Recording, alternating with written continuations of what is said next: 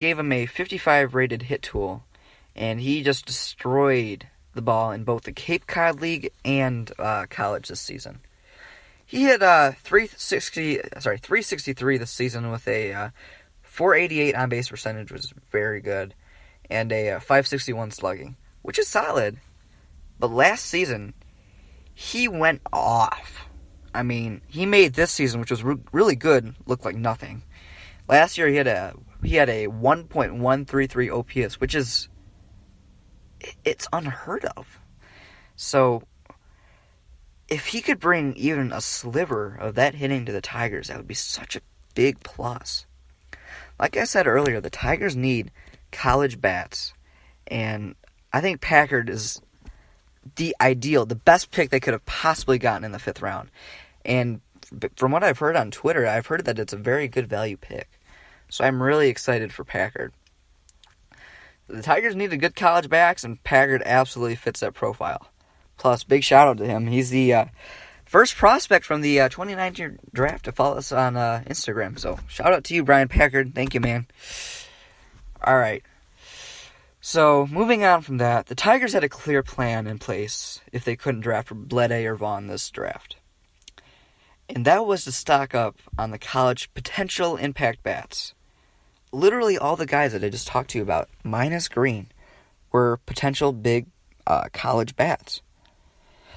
And they really did. They drafted 9 players in their first 10 rounds that all went to college. So I guess they kind of had the same thing that I was thinking. I wanted the Tigers to draft college bats this draft, and I was really hoping they could do it in the first round, but they just simply couldn't pass up on Green. So they tried to make up for it, which I think they absolutely did make up for it, by drafting seven college bats in the top 10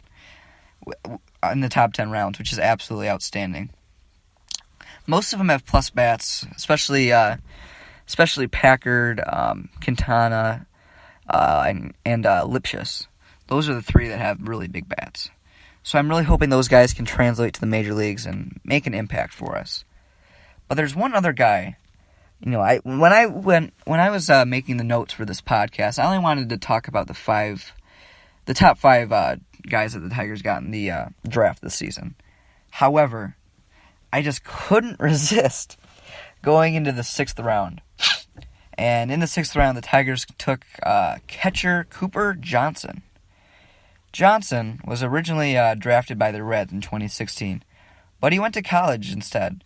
And he was basically base runner's worst nightmare. I think that's a good way to describe it. Nobody could steal a base off of him. He was around 50% in stolen base percentage, which is absolutely outstanding. And he compares to the Tigers' top-rated catcher in the system, defensively. There's not very many people in the minor leagues that you can compare to Jake Rogers, defensively. But Cooper Johnson is right up there with him. If you follow the Tigers minor leagues, you know that Rogers is one hell of a catcher. In fact, he ranked the best defensive prospect in the minor leagues.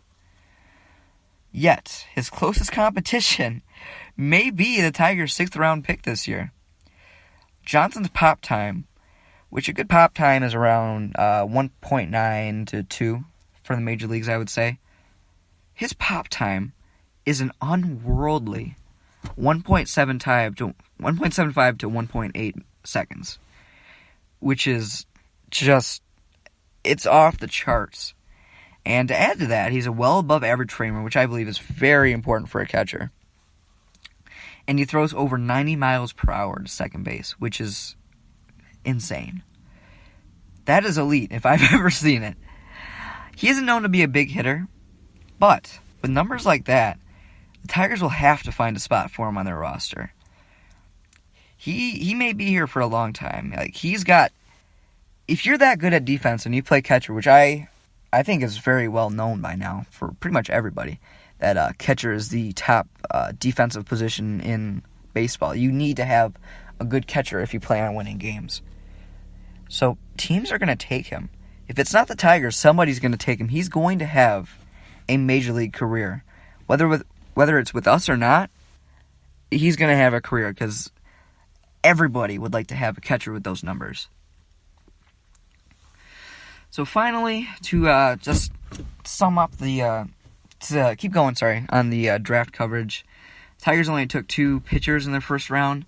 They're both hard throwers named Zach Hess and Austin Bergner. Both have flashed above average fastballs, and I think it was Bergner. Don't quote me on that. I think it was Bergner that's a reliever, but they both looked really good, and I'm glad they got him. It's kind of crazy because nobody expected the Tigers to really go all out as they did on hitters.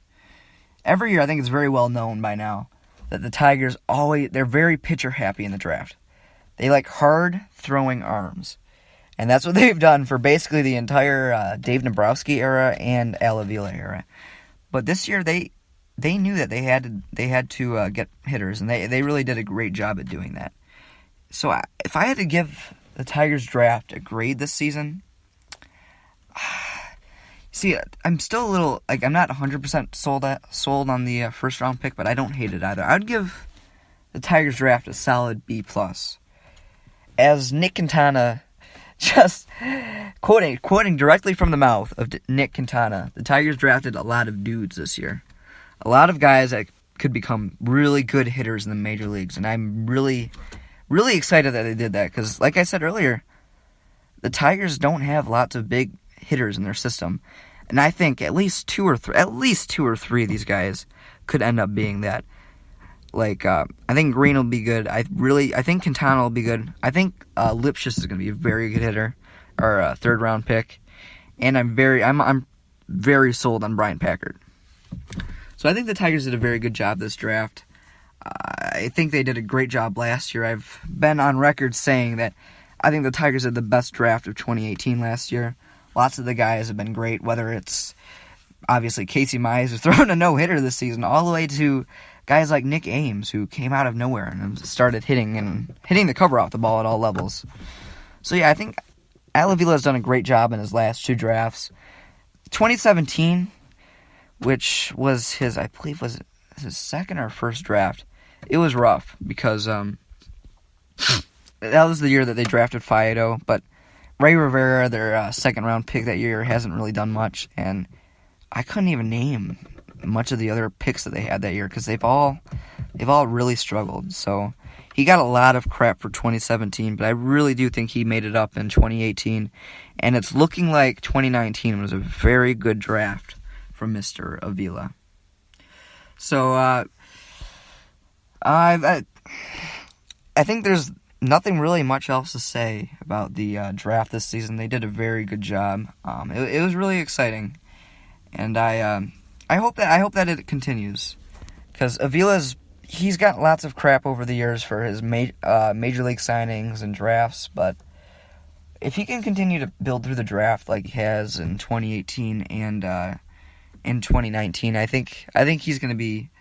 I think he might still be here by the time the rebuild is completely done. So we've got just about 7 minutes left. I just planned on talking about the draft today, giving you guys a little bit of a bio about myself. I really appreciate getting this opportunity to start doing podcasts. I think it's the next step in hopefully a decently long baseball covering career for me. So I'm really excited to start this. The podcasts will be every Friday, I believe, for now. My schedule's a little bit rough in June. We'll see what happens, but I was glad I was able to get this one out today. I hope you guys enjoyed all the draft talk. Like I said, I really do think the Tigers did a good job. I mean, even with Green, who I've given a little bit of crap to on my Instagram page and a little bit in here today, I think he's going to become a big hitter. Some people have compared him to J.D. Martinez. I mean, when I saw that on Twitter, I was like, wow, J.D. Martinez? There's no way. But if he could become the next J.D. Martinez, that's an automatic huge get for Al Avila. I mean, it might take a little bit of time to get him there, because by the time he gets to his prime, I would say, in the major leagues, it's probably going to be 6 or 7 years. Like, he might get here in 4 or 5, But it always takes people a couple of years to get fully used to the major league level. Like we saw that with Candelario. I mean, his first time up with the Cubs, he really struggled. Then when he got traded to the Tigers, he was really good for a while. Then he struggled again, got optioned down to AAA, did great there, came up, and now he's doing good again. So it's going to take time for every minor league player to fully adjust to the major leagues. But I really do have lots of confidence in Riley Green. From all I've heard, like I have not heard many things. Actually, I've been one of the few people to actually kind of criticize it a little bit, as even the most pessimistic people on Twitter and the people that follow the Tigers really, really love the Riley Green pick. So it's hard for me to say much bad about it because obviously a lot of people know more than I do, but I really did think they were going to get a college bat, but I'm fine with Green because A, they were able to get the best high school hitter in the draft, and B, they followed it up by drafting 7 college bats in the first 10 rounds. So I think that more than made up for it. So I'm really excited to see Green. I'm excited to see Nick Quintana, too. I'm a little intrigued by him. I'm not fully sold on him yet. I'd say out of the 10, that was the one that was the most head-scratching to me. Because he really did struggle in the Cape Cod League, which is just it's kind of scary because that's the first league he just used wood bats the entire time. He really struggled, but people say that his power is going to translate to the major leagues, so I fully expect him to be at least a big power bat that plays good defense at third, which the Tigers definitely need. As for Lipschitz, he's a potential big bat in the infield. I'm not sure where he's going to play totally yet.